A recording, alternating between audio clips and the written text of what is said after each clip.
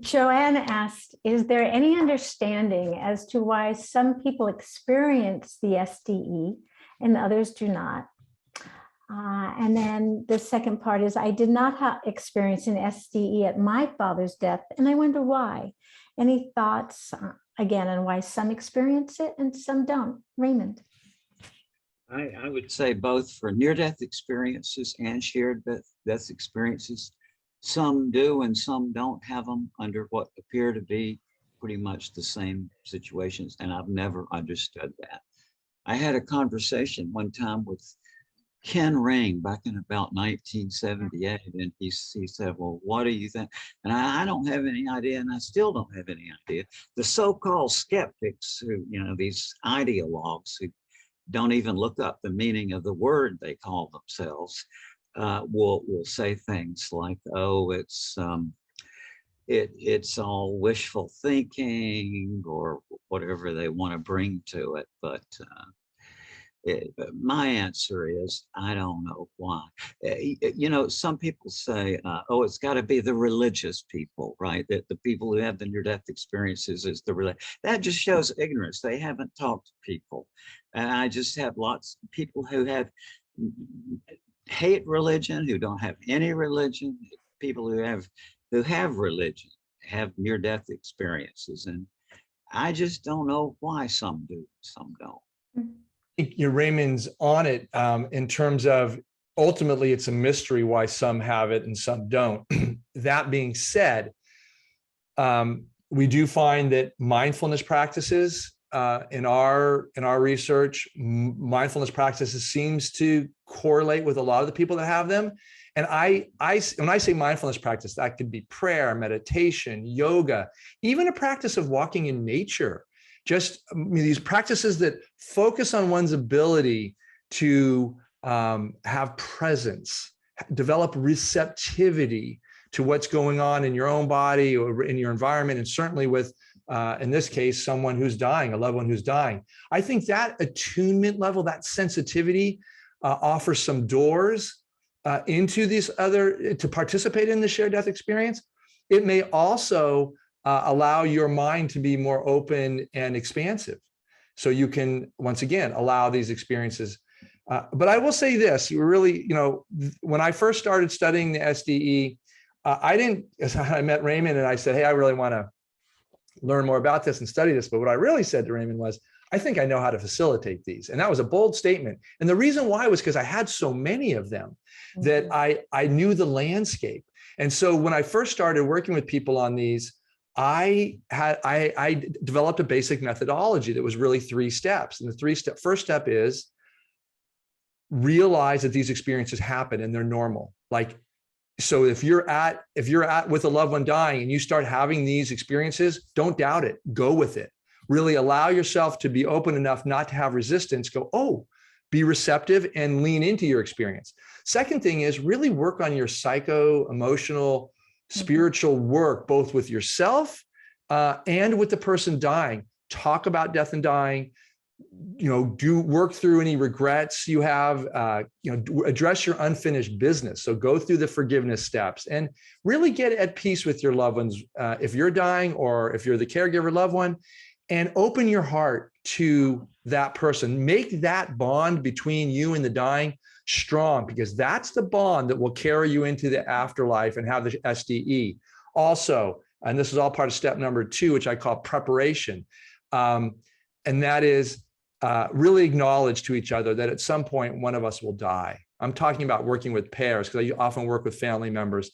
Really acknowledge, step into the fact that you're not under the illusion that you're not going to die. Step into the fact that one of us will die and grieve that together. That eliminates another psychic barrier. It gets you in relationship with the nature of being a human being, which is we're born, we will live a life, and we will die. When you're congruent, consonant with those realities, I think it allows you to touch into the transcendence of our essence. The final thing I'll say is, I've developed protocols for this, and the protocols really teach the dying when they're transitioning, how to call back to their loved ones and bring them into the space where they are to have the shared death experience. And so those are, at some point, if people are interested, just, go to our website. We teach it in the Pathway program. And I do work with, families and couples and individuals who want to have that. But we've had pretty good success on this. This is the early studies we did on this.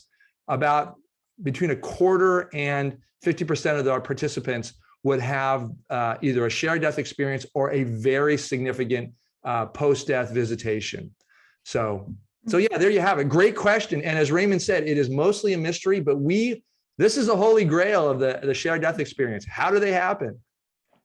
And thank you, William. And also, that's so interesting because Bruce Grayson told me something decades ago that kind of fits with what you're saying. He said that he sensed from the people he had interviewed who had near-death experiences that what was the difference between people who did have such an experience and those who didn't under the same medical circumstances was that it seemed to him that the people who had the near-death experience had reached some point in their psychological process where they had surrendered or let go.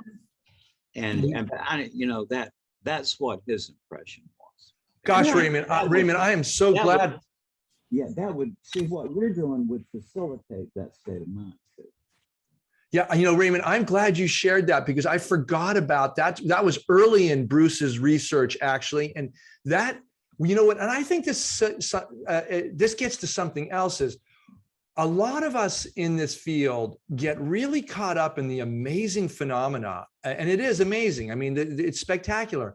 And yet the real questions is the one that Raymond just addressed, and I did too as well, is that if you want to have these experiences, how do you make them happen? I think that is the frontier that we're on, because I foresee a culture, and I think many of the people who are in our course, all of you listening today, are part of that revolution where we're going to go beyond, hey, does this exist? And is it real? We're going to get beyond that and go into, no, we know it's real. Now the question is, how do we make these happen for our families, for our loved ones, for our patients and clients we work with? I know there's a lot of doulas in this training as well.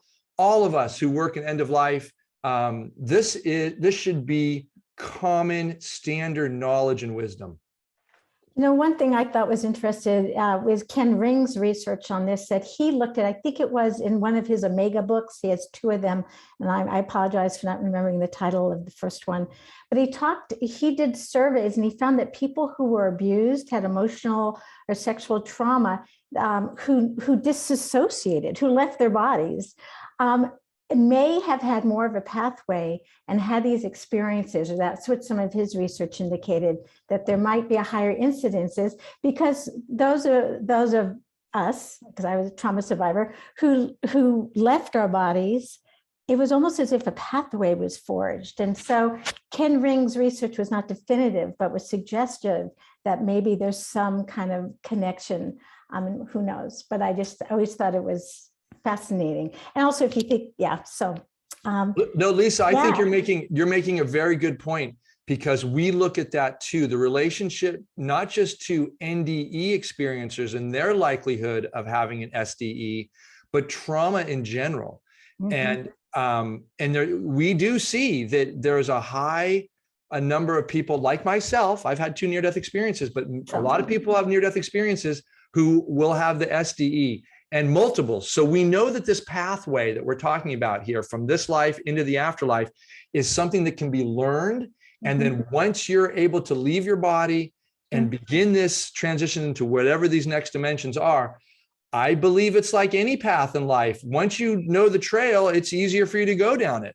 Exactly. So I think it's real. And I think we will be studying trauma in the relationship to SDEs for sure.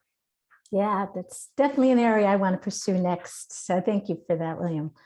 Ursula asked, I have a question regarding remote SDEs.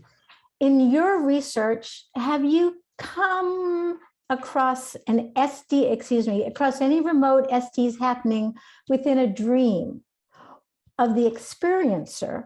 Or is it you're finding that if such an event occurs, the experiencer wakes up as if it's happening? Is there something that calls them to consciousness? This one.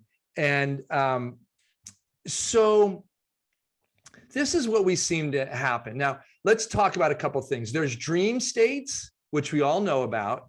Most of us should know about the dream states. And dreams have these features of they're somewhat fragmented, a bit incoherent. We may have people from our childhood in them, or even people who are deceased in them. In other words, they seem to be disjointed and not squaring with our everyday reality. All right. Now, so that's a dream state. Okay. When an SDE takes place, what people will say is they'll often start by saying, I was dreaming and I had this experience. Now, in our questioning at the Shared Crossing Research Institute, what I always ask is, was this a dream or was this something a bit different? Can you tell us? And then they stop and they say, wait a minute, this dream was different. It was more real than real.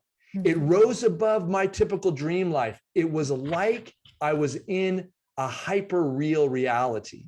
So to use the term dream is no longer appropriate nomenclature. It's not the right term. These are visions or visitations. And people know that when you ask them and they have an aha moment.